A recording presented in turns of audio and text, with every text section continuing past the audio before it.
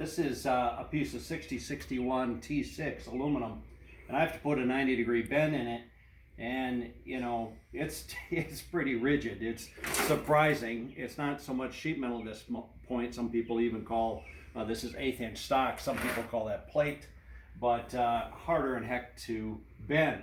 So what we're going to do is we're going to anneal it to take the toughness out of it temporarily, and then we can fold it.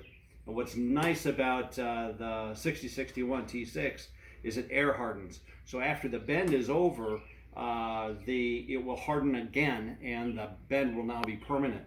We'll start by, we have to bring it up to about 600 degrees, and a nice way to do that is with a carburizing flame.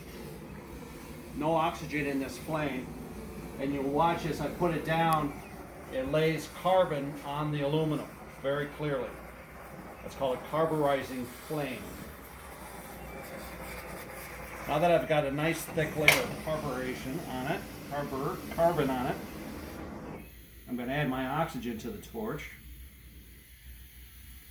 and I'm going to start heating that line. And what you'll see is as the aluminum gets to the temperature I want, between 600 and 700 degrees generally speaking, the carbon burns off, and that tells me I'm there.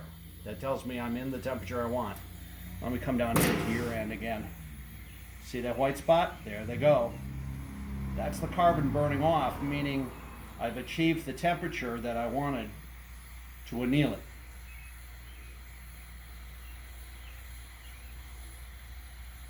In other words, I'm creating a soft line in an otherwise alloy piece of metal that by its very nature is trying to resist bending.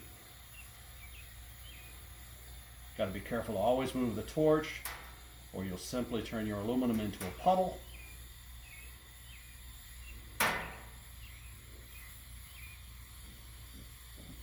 There we go. It's very easy to see the annealing. I'm going to widen it just a little bit. Looks like I got off my Sharpie line just slightly.